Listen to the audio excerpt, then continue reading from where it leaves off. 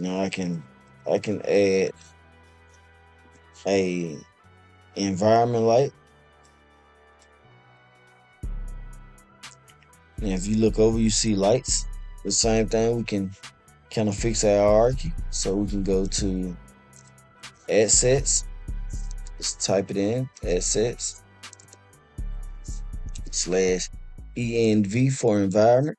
And then we have / lights, right? And we can see the hierarchy lights.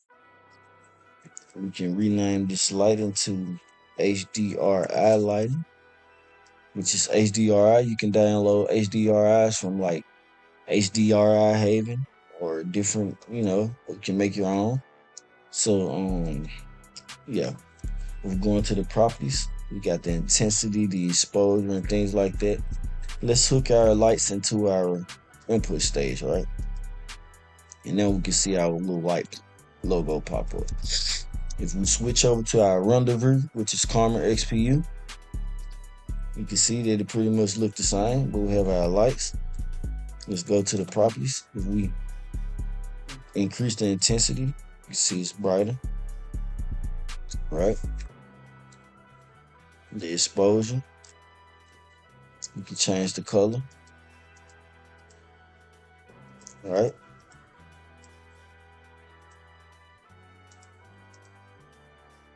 We can do the color temperature. We have our texture, which is we're gonna use this to input our HDRI texture. So we're gonna go to that. Let's go to my drive where I have my HDRIs at. So if we go to that, textures, HDRIs, we're gonna select the Aviation Museum one, right? No, let's do the Lake Pier. So we have the Lake Pier 2K, right? And you can see that you can see the HDRI in the background. If you don't want to see it, you can hit the letter D in the viewport and go over to background, and where it says display environment license background, you can uncheck that. So yeah, we're gonna uncheck it. I'll just let you guys see it. If we increase the intensity, now we're getting the lighting and stuff that's from the HDRI. All right, let's check that off.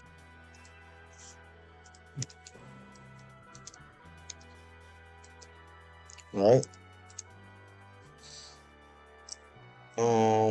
We have the light filters and porters and the X's and diffuse multiply. A little bit more advanced. We'll get into those in later on videos.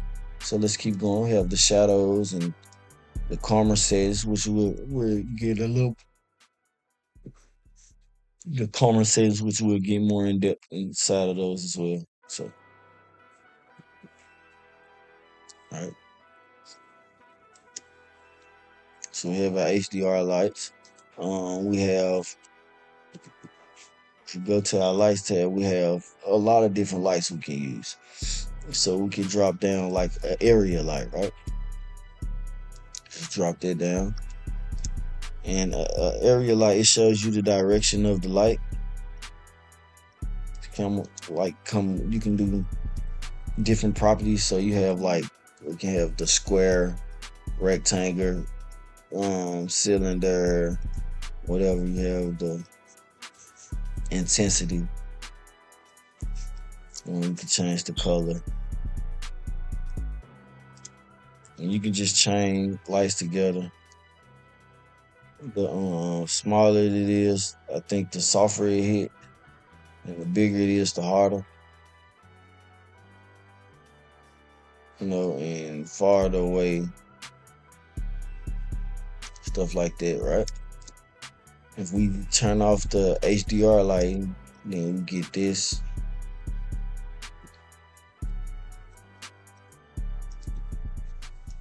When we turn the intensity down, the everything go completely black. I like to go to press D and switch my background to dark. That way I can just see like everything the light is hitting. So yeah, we got that. If we do the intensity, let's turn back on the HDRI light. So we left with this.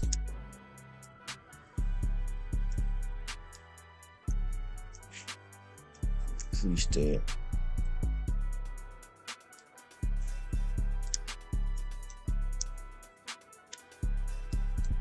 Yeah. So, okay, we have our lights right here, right? We have our animation, our lights, our look depth, right? So the way you work is primary up to you. You can work from top to bottom, bottom to top. It really doesn't matter. You can switch things around and go like this. So it's really up to you on how you want to work, right? So either before on top of our lights or on top of our animation, we can do a camera,